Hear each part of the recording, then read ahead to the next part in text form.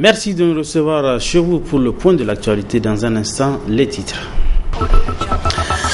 Le Ben Suizas et le ministère de la Santé publique ont trouvé un accord sur le mouvement d'humeur engagé par les enseignants de l'NSP de Niamey. Précision dans ce journal. Le projet de gestion des risques de catastrophe et de développement urbain apporte un soutien aux acteurs directs de la filière poisson de Tillabéri, un appui en équipement et en matériel d'une valeur de près de 25 millions de francs CFA. Mesdames, Messieurs, bonsoir et merci de nous recevoir chez vous pour le point de l'actualité. Et nous débutons par ce bras de fer. Gouverneur de la région des Anders, magistrat de la cité du Damagaram. 3 jours après la déclaration de la section Saman-Zender, le bureau exécutif national du syndicat autonome des magistrats du Niger a réagi. Dans une déclaration rendue publique cet après-midi, le Ben Saman fustige entre autres l'ingérence du gouverneur de la région des Zender dans le fonctionnement de l'appareil judiciaire. La déclaration est lue par le secrétaire général du Ben Saman, M. Ayouba Hassan. Sur le projet de réforme du statut de la magistrature, le bureau exécutif national du Saman rejette en l'état le processus en cours sur la réforme du statut de la magistrature portant sur un seul article dans le seul but de permettre l'accès direct des greffiers dans le corps de la magistrature et exige en conséquence son retrait pur et simple. Adhère à l'idée d'une réforme globale du statut en concertation avec tous les acteurs de la famille judiciaire. 2. Sur la plateforme revendicative. Le Ben Saman demande au gouvernement d'accélérer le processus de négociation en cours. 3. Sur l'incident de Zender. Le Ben Saman déplore amèrement l'incident survenu à Zender impliquant son militant. Rappelle à l'opinion nationale et internationale que le magistrat n'est pas au-dessus de la loi et peut faire l'objet de poursuites conformément aux lois et règlements de la République. Fustige l'ingérence du gouverneur de la région de Zender dans le fonctionnement de l'appareil judiciaire. Condamne l'exfiltration nuitamment des prévenus légalement détenus de la prison civile de Zender par des hommes armés de la garde nationale sur instruction du gouverneur de la dite région. En donnant un tel ordre manifestement illégal, ce gouverneur a violé tous les principes sacro-saints d'un état de droit. Exige la réintégration sans délai à la prison civile de ce détenu exfiltré pour la suite de la procédure. Rappelle aux auteurs, co-auteurs et complices de cet ordre manifestement illégal qu'ils s'exposent à des poursuites pénales. Demande au gouvernement de mettre en place une commission d'enquête indépendante en vue de faire toute la lumière sur l'incident et ses conséquences. Invite ces militants à rester sereins et mobilisés pour un éventuel mot d'ordre du Ben.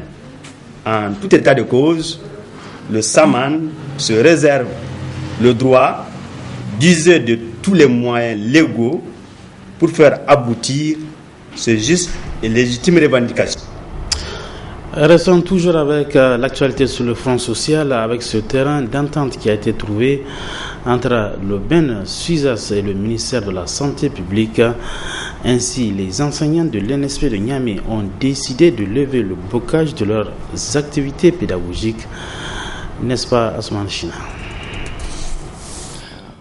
La situation des enseignants de l'NSP de Niamey est désormais claire. La rencontre entre les membres du bureau exécutif de SUISAS et le ministre de la Santé a été fructueuse. Le ministère s'engage à régler les problèmes qui étaient à la base du récent mouvement à l'NSP de Niamey. Considérant les avancées significatives et les engagements pris par le ministre de la Santé publique de régler définitivement les arriérés qui s'élèvent à 15 310 265 francs CFA, la section SUSAS NSP Niamey, réunie en Assemblée générale le 23 juillet 2015, a décidé de lever le blocage des activités pédagogiques.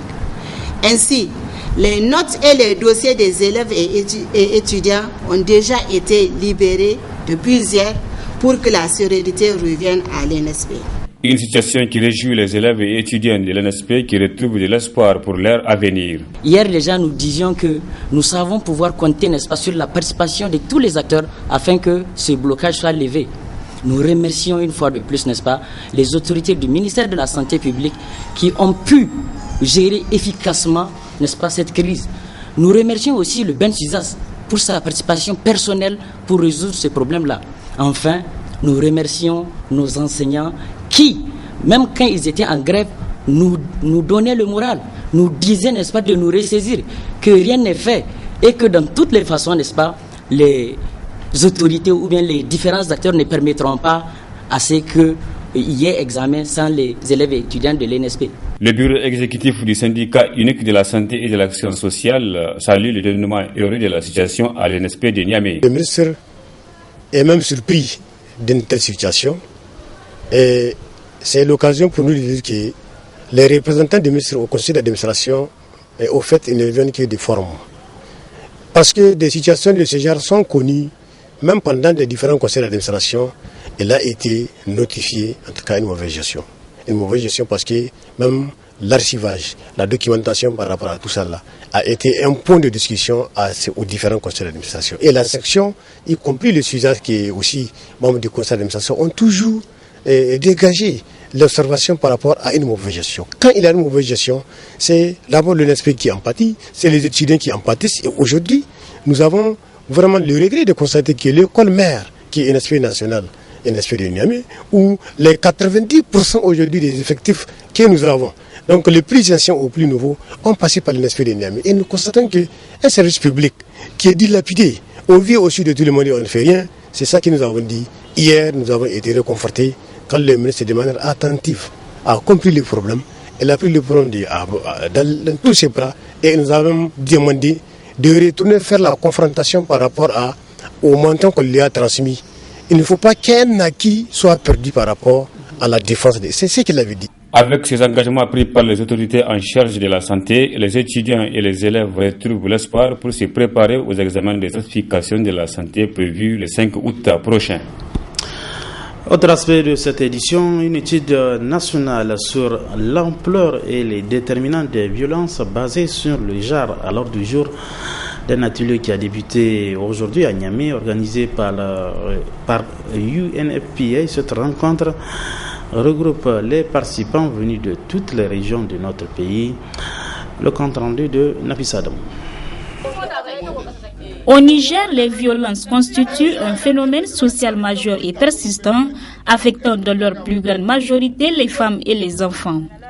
C'est fort de ce constat qu'en fin de l'année 2014, le ministère de la Population et l'UNFPA ont lancé une étude sur l'ampleur et les déterminants des violences basées sur le genre au Niger. C'est donc pour la validation de cette étude que se tient ce présent atelier. Le constat au niveau de l'étude, c'est que la violence axée sur le genre est quasiment endémique ici au Niger. Et pire, c'est que les victimes de violences ont tendance à expliquer même ce que font leurs bourreaux. Donc ça veut dire qu'il y a une acceptation de la violence, les femmes qui disent mais oui, je suis d'une certaine manière responsable, il a le droit de me battre parce que je ne lui ai pas dit, parce que j'ai brûlé la nourriture. Donc c'est un réel problème, parce que non seulement il y a l'aspect de ampleur de cette violence, mais aussi il y a le fait qu'il y a un gros travail à faire, parce que les victimes maintenant croient qu'elles sont des fois même responsables de cette violence. La lutte contre les violences basées sur le genre figure parmi les priorités du gouvernement de la 7e République, tel que défini dans le plan de développement économique et social du Niger, P2S 2012-2015, a souligné le secrétaire général du ministère de la Population, de la Promotion de la Femme et de la Protection de l'Enfant. Pour concrétiser l'acte, le Niger a adopté en 2008 une politique nationale de genre dont l'axe 3 œuvre pour le renforcement de l'application effective des droits des femmes et des petites filles, de la lutte contre la violence basée sur le genre et de la participation équitable des hommes et des femmes à la gestion du pouvoir. Au regard de cette situation, le ministère de la Population, de la Promotion de la Femme et de la Protection de l'Enfant, appuyé par les partenaires techniques et financiers, aussi bien bilatéraux que multilatéraux, et les structures de la société civile, se sont engagés dans un processus de valorisation de la femme, de son travail et de la lutte contre les violences faites aux femmes et aux enfants. Au cours des 2 jours que durera cet atelier, il est attendu des participants venus de toutes les régions du pays l'enrichissement du document de cette étude qui a pour objectif d'élaborer une stratégie de lutte contre les violences basées sur le genre, suivi de son plan d'action pour les interventions en la matière. Clôture hier après-midi de l'atelier de formation des facilitateurs communaux du budget participatif. Pendant 2 jours, les participants ont été suffisamment outillés sur les contours du budget participatif et cela grâce à Rotab Niger. Le compte rendu de Nafissa de Memouna Daouda plutôt, excusez. Elles sont plusieurs communes à bénéficier de cette formation des facilitateurs communaux du budget participatif initiée par le réseau des organisations pour la transparence et l'analyse budgétaire ROTAP avec l'appui de SUCED. Au terme de 2 jours de travaux, les participants à cet atelier ont formulé plusieurs recommandations. Les participants à l'atelier de formation des facilitateurs communaux du budget participatif des communes de Torodi, Arlit, Filengue, Kolo et Ingal, tenu du 22 au 23 juillet 2015 à Niamey, recommandent aux communes de s'approprier le budget participatif, d'accélérer le processus de mise en œuvre du budget participatif, de veiller et de contribuer à la mise en œuvre du budget participatif. Au ROTAP et ses partenaires, de continuer à accompagner les communes, de continuer à renforcer les capacités des facilitateurs communaux, de mettre les moyens nécessaires à la mise en œuvre du budget participatif.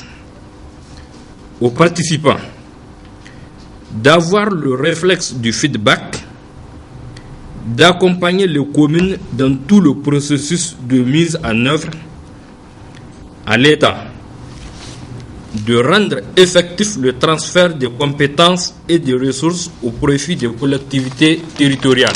En clôturant les travaux de cette session de formation, les membres du ROTAP ont rappelé aux participants que leur structure ne cessera pas d'initier ces genres d'ateliers à l'intention des facilitateurs communaux. En effet, nous espérons et attendons de vous l'appropriation des connaissances acquises pour faciliter et veiller au respect des dimensions et principes du budget participatif, notamment les droits des personnes vulnérables dans le processus de préparation, d'élaboration, d'adoption, d'exécution et de suivi et évaluation du budget participatif 2016. Ce budget sera adopté par 5 communes bénéficiaires du projet N12 1406, Fonds de la société civile, phase 5, secteur industrie extractive. C'est pour moi une occasion de remercier l'ONG internationale SUCED qui a financé le dit projet pour son soutien constant à notre organisation dans l'accomplissement de la mission de promotion de la bonne gouvernance locale. Pour rendre l'utile à l'agréable, des attestations de fin de formation ont été remises aux participants venus de certaines régions du Niger. L'actualité dans nos régions, réhabiliter les terres de plateau par des traitements mécaniques et biologiques par la conception des banquettes plutôt, telle est entre autres missions du projet de gestion de risques de catastrophes et de développement urbain Une délégation de ce projet a donc effectué une visite de terrain dans la région de Tillabéri. Objectif, visiter les réalisations et remettre du matériel et équipement de pêche aux pêcheurs de la région du fleuve. Le résumé de cette visite avec notre reporter Nafisa Zabou. Le site de réhabilitation des terres de plateau du village de Birnin-Koberi a constitué la première étape de cette visite entreprise par le projet de gestion des risques de catastrophe et de développement urbain accompagné d'une délégation de la Banque mondiale. Birnin-Koberi a bénéficié de plusieurs réalisations de développement. Les populations de ce village remercient vivement le PGRC. Ce travail, si nous avions les moyens, nous le ferions nous-mêmes. Regardez un peu la position du village. Toutes les eaux qui ruissellent du plateau se retrouvent pratiquement dans nos maisons. Mais depuis les travaux, ça s'améliore. Les champs n'ont pas été inondés, le village non plus. Nous les remercions sincèrement de nous avoir aidés à faire ces travaux.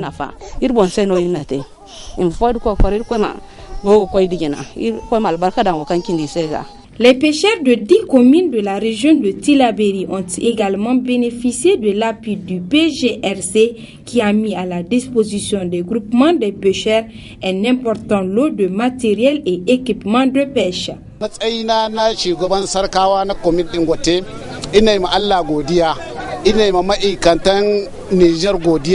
À mon titre de président des pêcheurs de la commune de Gouté, je remercie Dieu et les autorités. Ces matériels sont remis aux 3 groupements pour les dispatcher aux autres. J'exhorte les responsables des groupes à être justes et équitables au moment du partage et aux bénéficiaires d'utiliser ces matériels à bon escient. Ceux qui n'ont pas eu, je leur demande de patienter. Ce sont des équipements que nous utilisons au quotidien dans l'exercice de nos activités. Nous ne pouvons que remercier les généreux donateurs. Un geste pour aider les pêcheurs à améliorer leur activité. Les inondations de 2012 dans la région de Tillabéri, dont les dégâts ont été évalués à plus de 25 milliards de francs CFA, ont engendré entre autres des pertes en matériel et équipement de pêche dans les communes situées le long du fleuve, notamment à Tillabéri, à Sakwara, à Kourté, à Ayoru, à Godey, à Saï, à Kolo, à Andunga, Karma et Séguer. C'est alors dans ce cadre que le PGRC a prévu d'apporter un soutien modeste aux communautés des pêcheurs.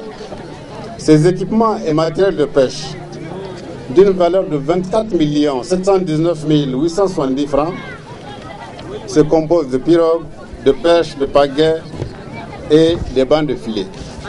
Cette cérémonie a été couronnée par une course de pirogues dont 3 prix ont été décernés aux 3 premiers.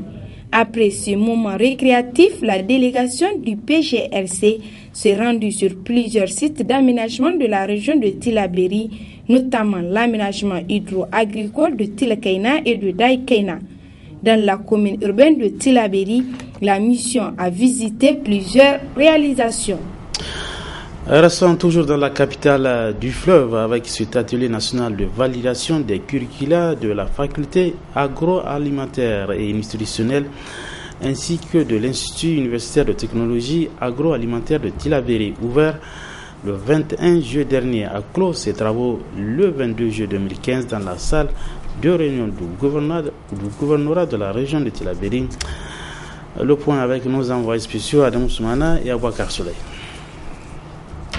Les universitaires et autres experts se sont penchés les journées du 21 au 22 juillet sur les filières de formation, de spécialités et débouchés de l'université et de l'Institut universitaire de technologie agroalimentaire de Tillabéri à travers des travaux en commission avant de se retrouver en plénière pour la validation des curricula. Ainsi, pour la promotion et la mise en œuvre d'un programme de formation et de recherche reposant sur une stratégie de valorisation des ressources agricoles, pastorales et halieutiques locales, les participants ont formulé plusieurs recommandations. Nous avons décidé de se référer au système d'évaluation harmonisé des UIT du Niger. Nous allons donc mener des réflexions sur comment lever des fonds, sur le fundraising et autres mesures d'accompagnement. Nous avons donc voulu qu'on intègre de nouvelles filières dans l'université, dans les UIT. La première filière, ce sera d'intégrer donc une filière maintenance des équipements agricoles et de laboratoire. Donc la deuxième filière, ce sera une filière pisciculture.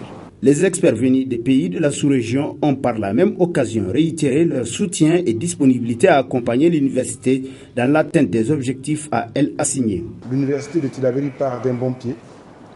Elle a accepté de s'ouvrir et nous espérons que dans sa croissance, elle va faire appel, n'est-ce pas, dans les domaines où elle a encore besoin d'aide, elle va faire appel aux partenariats extérieurs.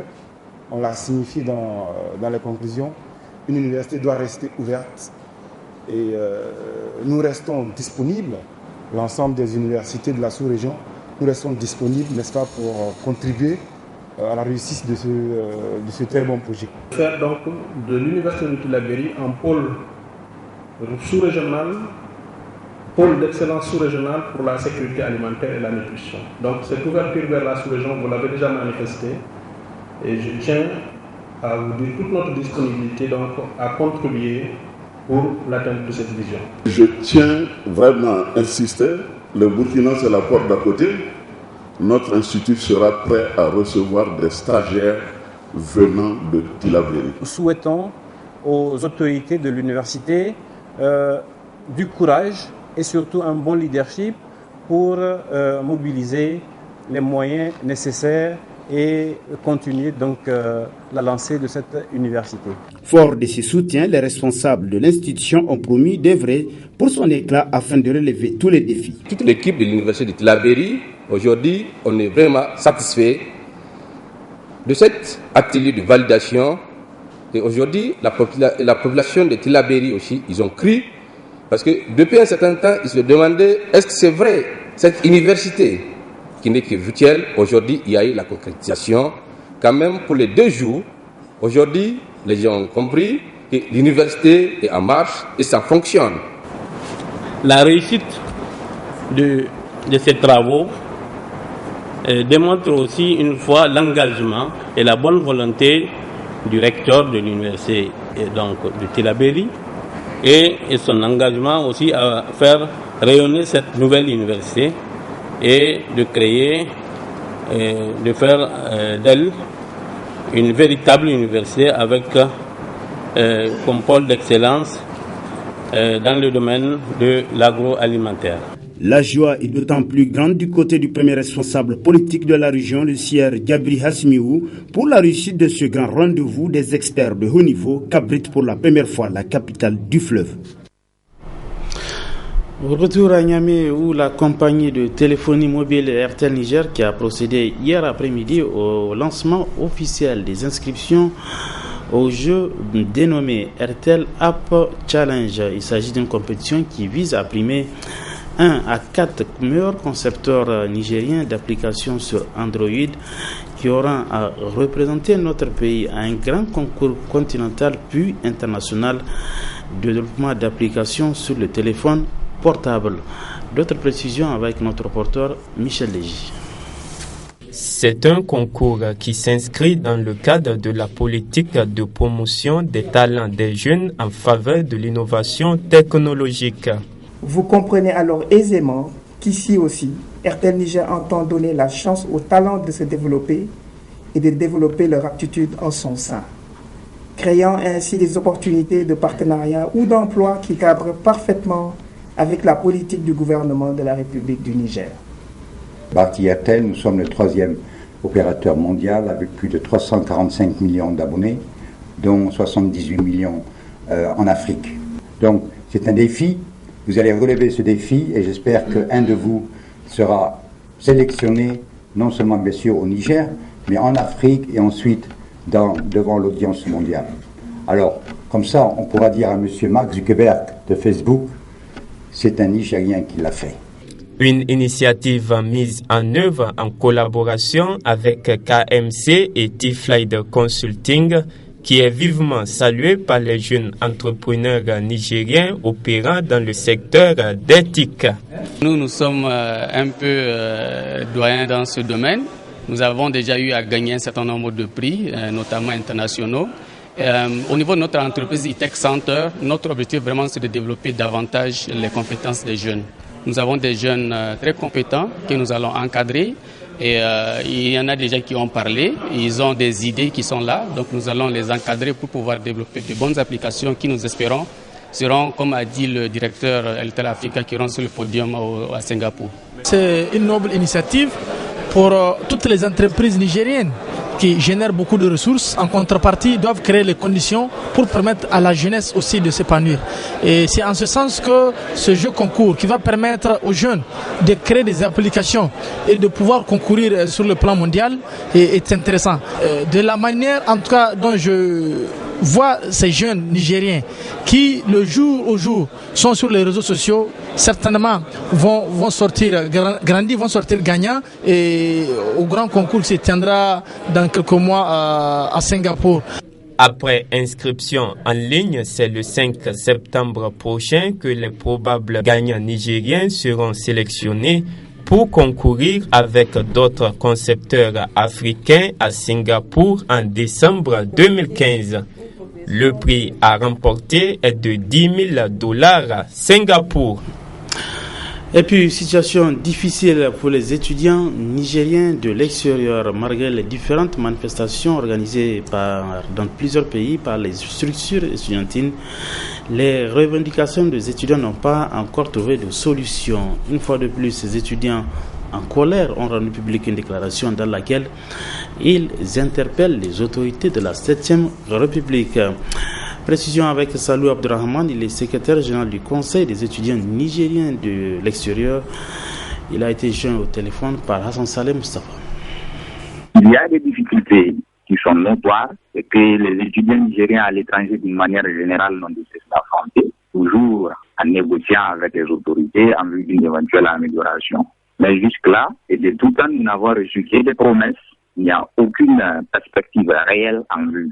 Donc voilà, finalement, on s'est décidé de se réunir au sein du Conseil général des sections extérieures de l'Union des scolaires nigériens pour plus d'efficacité de notre action dans la défense des intérêts moraux et matériels du Nigérien à l'extérieur et particulièrement de l'étudiant nigérien à l'extérieur. Différentes manifestations récemment organisées par les différentes structures des étudiants du Niger à l'extérieur n'ont rien donné. Elles n'ont pratiquement rien donné. Les manifestations étaient surtout axées sur donc le paiement à terme échu des bourses. Elles étaient aussi axées sur d'autres points de revendication tels que le paiement des frais de scolarité, parce que jusque-là, il y a des camarades qui, faute de ces frais de scolarité, ils ne peuvent même pas récupérer leur diplôme en fin de formation. Donc, ils sont obligés de rester là à traîner dans des pays étrangers, souvent en situation même d'irrégularité. Oui, c'est une situation qui les expose vraiment. Il n'y a que 2 jours de cela que le Maroc, par exemple, et la France ont perçu la bourse donc du premier trimestre, du premier, deuxième trimestre pour certains. Quelle est la situation qui prévoit actuellement là-bas? Dans quelles conditions les étudiants étudient actuellement? Les conditions, elles ont tout le temps été connues, elles sont claires et nettes. Nous vivons vraiment dans des situations extrêmement coercitives. Depuis ça a compromis la bonne formation ici. Nous sommes dans un climat d'interaction permanente avec d'autres étudiants, d'autres nationalités. Les étudiants nigériens sont du moins les plus délaissés visiblement de la part de leurs autorités respectives. Quel est votre message à l'endroit des autorités nigériennes? Notre message à l'endroit des autorités, c'est surtout de mettre, en tout cas, diriger les dispositions nécessaires afin que les étudiants nigériens d'une manière générale puissent vraiment être beaucoup plus considérés, ressentir beaucoup plus la justice, ressentir beaucoup plus de considération de la part des autorités. Donc au président de la République aussi, nous rappelons ses promesses, nous rappelons aussi ses engagements et nous l'interpellons en tout cas à se saisir davantage de ses responsabilités afin que l'école nigérienne puisse vraiment se comparer à ce qu'on appelle la norme de l'efficience.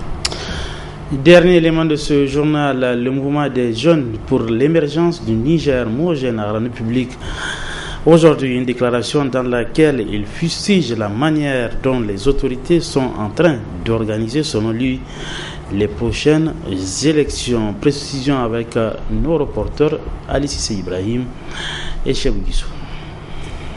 Les élections dans notre pays, c'est pour bientôt. Cependant, suite à la publication du chronogramme des futures échéances électorales, des voix s'élèvent pour manifester leur désapprobation relativement à la façon dont les autorités actuelles s'appliquent à organiser les scrutins à venir. Ainsi, le mouvement des jeunes pour l'émergence du Niger n'a pas manqué d'extérioriser son mécontentement. Le régime actuel avait eu suffisamment de temps et de moyens, mais aussi une stabilité sociopolitique idéale lui permettant de prendre toutes les dispositions nécessaires à l'organisation des élections crédibles, transparentes et démocratiques dans le respect strict des dates et la chronologie des élections. Malheureusement, à dessein, non seulement le fichier biométrique attendu ne sera pas, mais le régime a passé tout son temps sans faire reprendre un fichier dont tout le monde s'accorde de sa caducité et de sa défectuosité. À dessein, il le fait reprendre à travers un recrutement tendancieux, irrégulier et ciblé afin de se permettre un passage en force. Aussi, dans la préparation des prochaines élections, le MOJEN exhorte la Commission électorale nationale à plus d'exigences afin de faire face avec efficacité aux multiples votations auxquelles le peuple sera sollicité. Jaloux du légendaire exploit de notre peuple, ferme et décidé à défendre l'honneur et la dignité de ce peuple, le MOJEN attire l'attention des membres de la CENI qu'ils doivent impérativement éviter à notre pays le déshonneur et l'indignité dont il n'a jamais habitué en la matière. Les rappelle que l'indépendance et l'impartialité de l'exercice de leur mission sont des exigences constitutionnelles corroborées par leur prestation de serment coranique. Selon le président du mouvement des jeunes pour l'émergence du Niger, sa structure veillera avec toute la vigilance requise afin que les élections soient transparentes, crédibles et démocratiques. Fin de cette édition d'information entièrement consacrée à l'actualité nationale. Merci à vous de l'avoir suivi. Bon week-end à tous. Bonsoir.